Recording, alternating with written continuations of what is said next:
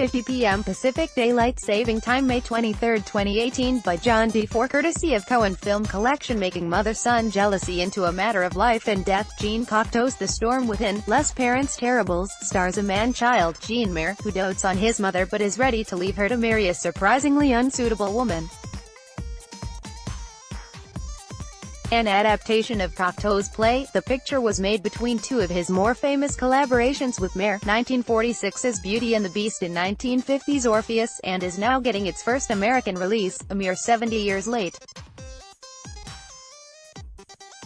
Casual Cocteau fans will note the absence of the mythological and avant-garde elements they remember from Beauty and the Blood of a Poet. But the filmmaking still looks fresh. In fact, after the Cohen Film Collection's restoration, it gleams. Mary is Michelle, whose mother, Yvonne Debray, has a near-fatal insulin accident at the story's outset, likely because she's distracted by the fact that he didn't come home last night. Tied to his mother's apron strings, the 22-year-old hasn't yet dared to tell her he's seeing a woman.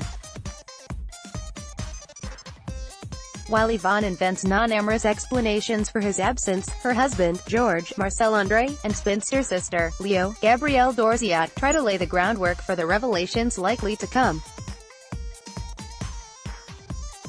Michel bounds in, boyishly ingratiating to an unseemly degree, and starts confessing his big news: he wants to marry Madeleine Gisette Day, formerly Beauty to Mary Beast, who has fallen for him despite her entanglement with a much older sugar daddy.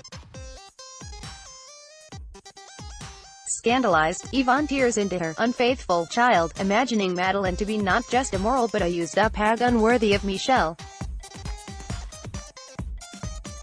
But the real scandal is yet to arrive, in a twist that George, who sometimes resembles the cheating patriarch Vincent Gardenia played in Moonstruck, will describe as the stuff of a real music hall comedy. Act 2 moves to Madeleine's apartment, where the whole family shows up, ostensibly hoping to meet and make nice with a girl who may soon be their kin. Having intentionally created film sets here that feel hermetically sealed off from the world, Cocteau plays with ways of dividing things further, staging secret conversations among one set of characters where their nearby companions can't hear them, and letting the blockings physicalize the drama.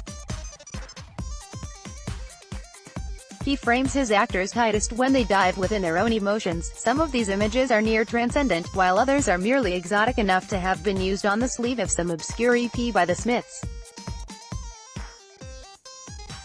Michelle and Madeleine weep crystalline tears as they're torn apart by lies told to keep other lies from being exposed. In the aftermath of all this melodrama, Dorziat proves to be the film's most commanding presence. Her Leo carries the bitterness of lost love and of having seen others squander their own good fortune, but also embodies a peculiar need to set things right and comfort the distraught. She's certainly more sympathetic than Debray's nearly cartoonishly needy Yvonne. While Hollywood would likely have made this story all about the two beautiful youths who must fight for their love, Cocteau sees something to care about in the quickly fading, quietly downtrodden oldsters getting in their way. Production company, Les Films Ariane Distributor, Cohen Media Group Cast, Jean Mayer, Gisette Day, Yvonne Debray, Marcel André, Gabrielle Dorziat Director Screenwriter, Jean Cocteau Producers, Francis Cosney, Alexander Nochkind Director of Photography, Michel Kelber Production Designer, Guy de Gastein Costume Designer, Marcel Escoffier Editor, Jacqueline Sadoul Composer, Georges Auric in French 100 Minutes.